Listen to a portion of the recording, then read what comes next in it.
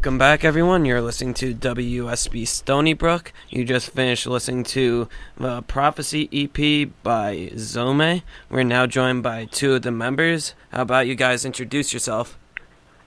What's up, guys? It's Chris, vocals for Zoúme. Hey, I'm Farhan. I play guitar in Zoúme. On. I don't know if it's on. All right, here, guys. Can you try speaking now? What's up, guys? It's Chris from Zoúme, vocals. It's Farhan. I play guitar. Okay, I think it's going through. All right, I'm not sure if it's loud enough, but I can hear it. Okay, cool. So, we just finished listening to your EP, so now we're just going to go with some general questions first, and we're going to move on to more album-specific type questions. How about you guys just tell us your role in the band, how you guys met, how Zoúme formed, maybe a quick bio? Oh, yeah. I can start it off. About 3 years ago, 2013, me and the drummer, Brian, we were just jamming as kids, 16-year-olds, just playing in our basements and stuff like that. And we went through so many memory changes.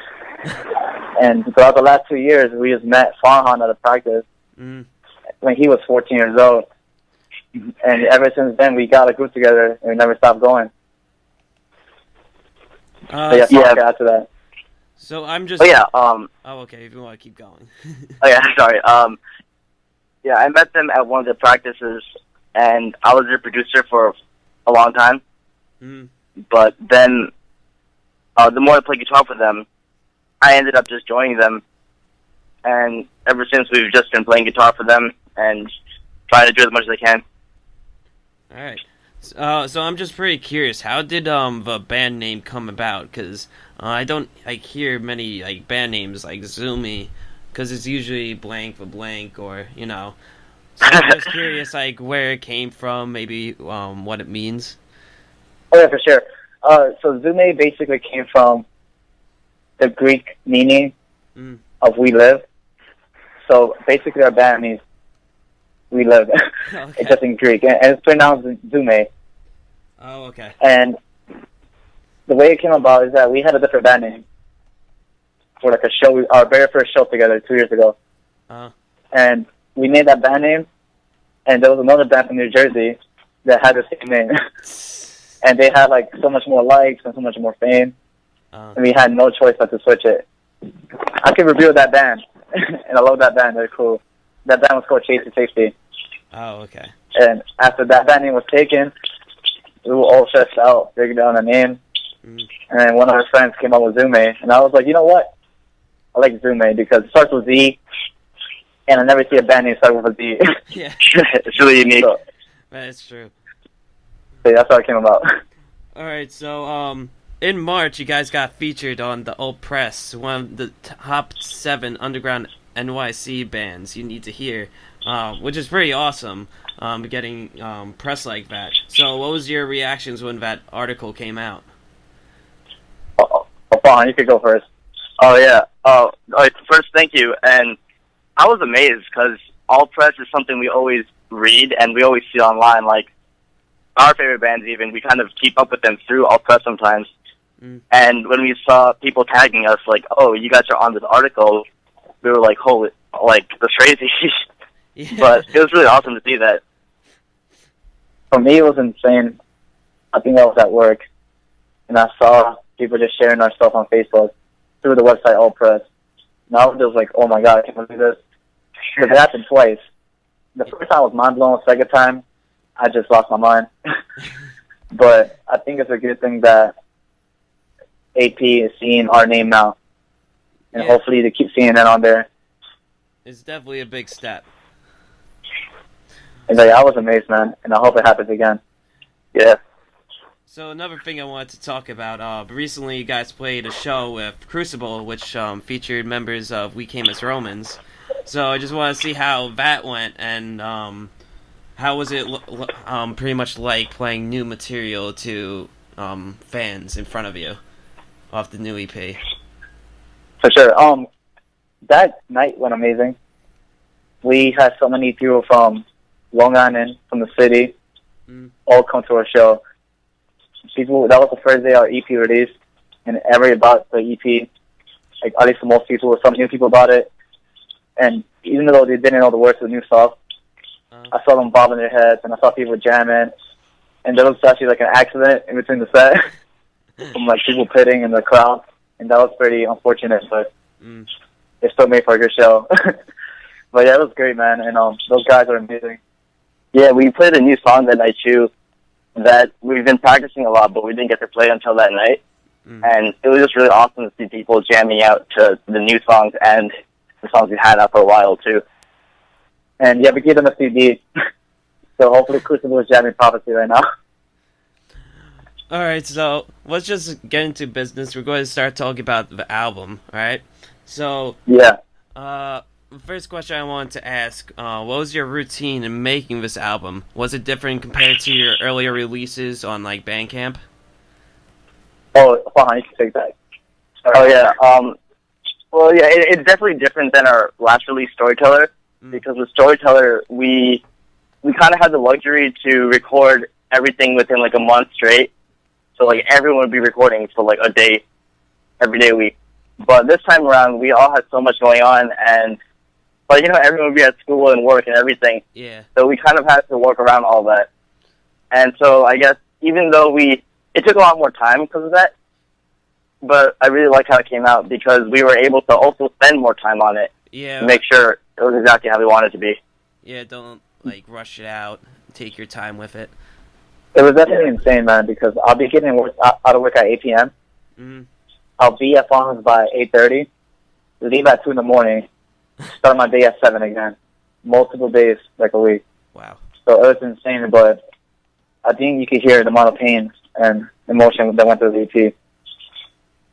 So, with the writing process, like you said, it took a lot longer, and it wasn't like room sessions. Did you work together in writing the music, or is it one by one piece? You tried building off the song? I would say we wrote a lot of it together. Like, a lot of the songs come about when me and Chris are in the room together, and I'll play something randomly, and he'll like it, and he'll tell me to expand off that. And then the next thing you know, we have a full song. But there are more songs on this EP where we actually got to work as a whole band together, like the song Lost Boy. A lot of that song's foundation came from Max and Brian, our other guitarist and drummer. And so we kind of got to all work together on some songs. So it was really cool to finally be able to do that. It's cool because our band writes so many songs together, and we write so many on our own. And like that's the cool stuff about that, and why we have so much diversity in our music. That's really awesome, man. So, one thing I wanted to talk about before we go into like specific songs was the name of the album, Prophecy, and the album art behind it. Why did you pick those the name and the picture on the album, the symbol? I'm not sure what it is, but to represent your album. To me, I think everybody has their own meaning. But to me personally, Prophecy, our very first EP, Storyteller, it was supposed to be named Prophecy. But we were with a different band member back then that wouldn't see eye to eye with things, so I just took that as like it wasn't meant to be. Oh, okay. Our second EP is going to be named Prophecy no matter what. And that was like 2 years ago, before we had a single song from the new EP. So we wrote the EP, we noticed the things that we talked about, and I noticed at the end of the day, like, this is prophecy. Oh, like, okay. prophecy is a lot of things that were meant to be that didn't happen, that happening at a certain time, which is now. So prophecy is like, actually has a lot of meaning to me. Oh, okay. And the symbol itself, it just stands everlasting. Like, to me personally. Like, we're not going to give up. We're gonna keep running in circles. We're gonna repeat the same pattern, but we're gonna learn through our mistakes. Oh, okay. I would never have thought of that. That's pretty cool. Thank you, man. Thank you. So, let's get start with song-specific questions. The first song, Lost Boy. Right away, you guys started out heavy and gave probably the darkest song on the album, definitely lyrically. What went into the production of this song, and maybe the backstory behind it? Oh, Farhan, you can go. Oh yeah, yeah. So the song we were practicing at the studio we practiced at, and Max was playing this little lead, and Brian just kind of jammed over it. And Chris always records whenever we do those little jam sessions. Mm. So I went home and I looked at that video, and I'm like, hey, this sounds really good. And kind of from there, the song really happened in like an hour, because Wow. I was just able to figure out the rest of the song from there. But a lot of those lyrics come from a really, it's very like anxious, or like being really sick of everyone, like the lyrics say. Yeah. And I know Breen and Chris had a lot to do with the lyrics, so Chris can tell you more on that. Oh, okay. Yeah, it was crazy, because now that I think about it, if I never whipped out my phone and recorded it, that song would never happen. We were just at practice jamming for the sake of jamming, and that's how it happened. Lyrically, you can kind of tell, even by the song title, Lost Boy. Yeah. It's just about that, feeling lost in your life, feeling like nobody understands you, feeling like You no one's definitely. ever gonna understand you. Yeah, you definitely show that in kind of like the lyrics / music video. You just have that dark, gritty, black and white type. Yeah. I'm glad that we managed to do it like that. So the next song I wanted to talk about, I thought it was probably your more experimental song on the EP was Storyteller, because you used like the electronic elements and the slow transition at the end. So I was wondering, like when you write future music, are you going to use those elements once again? I would like to. I really love that song. For sure. I feel like that's our first time using elements like that. Mm. And I feel like even the stuff we're writing now has a lot of that. So I could definitely say for sure. If I could say more about that, he's more of the genius behind the making of the music. Yeah, definitely the transition though, because what I always big on albums is in like most genres, I guess, is like I said, transitions, and they really like make the flow of the album. So it's really cool how you put that element and made that little flow. And But thank you, man. Especially because the next song is a very soft. Well, it's not a soft one. yeah, but it it's getting starts to get softer. soft, yeah. The whole first So, half like- was the heavier side, and the second half was the kind of lighter side. Yeah, exactly. So it's like pretty much making like a good transition into like the softer stuff. So the next song I want to talk about is Sleeper. It was your second single that you dropped, but you went full out on it with like a music video that looks really, really awesome. Like just Thank you. like HD wise, just like the scenery and everything. So I wanted to know what was the process of making that video. Oh, that was insane. Farhan, you there? Is Farhan here? Or whatever. But I can tell you about that for sure. The video, we woke up at 2 in the morning. The location was 4 hours away in Montauk, New York.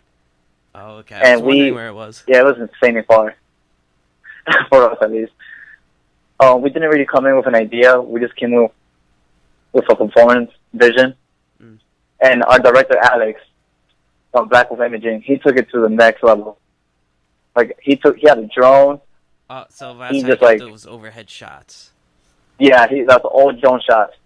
Seeing that blew my mind because I never thought, me being a kid from Brooklyn would have a video like this. Mm.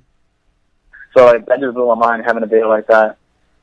And, yeah, I'm happy about everything with that. And it's probably my favorite thing we've done. So in that video, there's a person depicted by walking with a blindfold and finally taking off when reaching the sea. Can you go into depth what you're trying to symbolize with that? Pretty much, man. Like, seeing the sea is basically seeing that there's a sea of opportunity out there, and which is how the song ends. Like, realizing that there's going to be struggles, and there's going to be a lot of hard things to go through, but we can always keep going. Soon enough, you'll find your way. Exactly. So I guess this goes into the lyrics. Don't let me sleep, don't let me dream. I'm trying to find my way back around. Is this my blessing? Because it feels like my dream is a world away. So it's pretty much. I'm sorry, Kyle. Can you repeat that again? Oh, it's just the lyrics of the chorus. I'm not going to repeat it, but don't let me. Yeah, don't let me sleep, don't let me dream. Yeah. So. Yeah. So pretty much that goes into the idea of finding the right way and getting to that sea of opportunity too, as well. Like 100%. Because you see that when you're chasing your dream, there's gonna be thousands of things bringing you down, whether it's money, friends, personal life, anything like that. But you just gotta see the light end of the tunnel every single time. That's what the lyrics mean to me, at least. Oh, okay. The same here. So, with this finally finishing this EP and having it out, have you learned any? Whoa. Excuse me? So, with finishing this album, EP, what did you learn after the whole writing process and releasing it? What I learned? I learned a lot. To bring into your next LP or EP, whatever you release in the future. Well, fine. You want to talk about that? Yeah. So we definitely learned a lot because even when we were in the middle of it, we were like, you know what? There's a lot of things we should just redo or that we should just do differently. Because, with whatever you release, you don't want to do it wrong. You want to do everything right. At least as best you can. And so, definitely on our next releases, we definitely want to take all the time to make the music 100% right and how we want to do it. Because a lot of the time we spent on this EP was spent on rewriting songs or perfecting the songs even. I feel like we found ourselves in this EP. And we had an idea of how to continue on to the next album. And we could announce even now that we began writing for the album a year ago. Wow. So we're writing for an EP and album at the same time. Wow. And we promised that this album coming out is going to be up to par and up to the level that a lot of the bands we grew up listening to are in. Definitely your biggest step so far. Excuse me? Definitely your biggest step so far as musicians. For sure, no doubt. So, with writing this new album, what are your future plans on going about? Just keep touring the whole New York area, or go try to get more country runs or whatnot? I think our biggest plan is, it's crazy to admit, but we're getting closer and closer to buying a van and be able to tour. So that's definitely our biggest thing. We're trying to get out of New York. We're trying to get out the East Coast. We're trying to do everything. So past fall and so on, you're going to be seeing a lot of Zoúme all over the United States. That's for sure. That's awesome. So I wanted to thank you guys for coming on, talk about the album. But sorry, I keep saying album. Oh, thank you so much, man. Thank you for having us. Great hearing, your insight and everything. If people want to check you out, where can they find you and find your music? As simple as facebook.com/Zoúme Band, youtube.com, Zoúme Sleep. Watch that video. Yeah. Anything at this point, Zoúme, Zoúme, you will find us. So I just want to thank everybody and want to thank you, Kyle, for having us. All right, no problem. Yeah, thank you so much, man. If you release future material or you're ever in this area, probably later this year, definitely would love to have you live or something. For sure, man. I'll be so down. Acoustic. All right, guys. I'll talk to you later. Later, man. Thank you, man. All right, bye.